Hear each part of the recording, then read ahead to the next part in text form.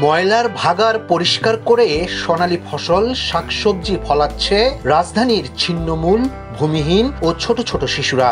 অল্প কিছু টাকা দিয়ে এসব জমির মালিক হয়েছেন তারা। পরিত্যক্ত জায়গার সঠিক ব্যবহার করে একদিকে যেমন পরিবার প্রতিবেশীর চাহিদা মিটছে, অপরদিকে টাটকা বিষমুক্ত সবজি বিক্রি করে অনেকে আয় করছেন মোটা অঙ্কের টাকা।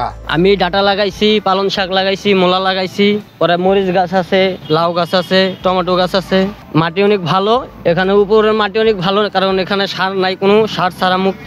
এমনি বিক্রি করার জন্য হলো আপনার পালং শাক, মূলা শাক এগুলো তাড়াতাড়ি বড় হয়, কিন্তু আমরা বিক্রি করি না। আমরা যা আছে লাগানোর পরে আমরা ভাই বেড়াদার আছে এলাকাতে তাদের বাসায় দেই।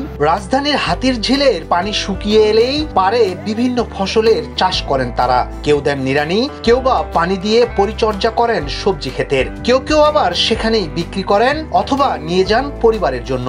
হাতিরঝিলে মরিচের চারা লাগাচ্ছিলাম, এটা আমরা ছাদে ছিল, এখানে এটা লাগাইছি, যে ফসল হইলে যে কিনে খাইতে পারবে।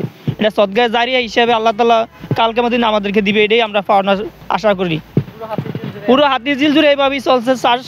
ওই যে এক মুরব্বী কদু গাছ রয়েছে, এটা সবার তিনি 150-200 মানুষকে কদুর শাক খাওয়াইছেন, কদু দিচ্ছেন। এখানে পুরো হাতিরঝিলে এইভাবেই চাষ হচ্ছে, কারো কোনো এখতিয়ার নাই। এখানে সবাই খুশি মতো যার যার খুশি মতো খেলার মতো গাছ রইতেছে এবং সবাই নিয়ে খাইতেছে, এটাই শুকরিয়া সবার জন্য।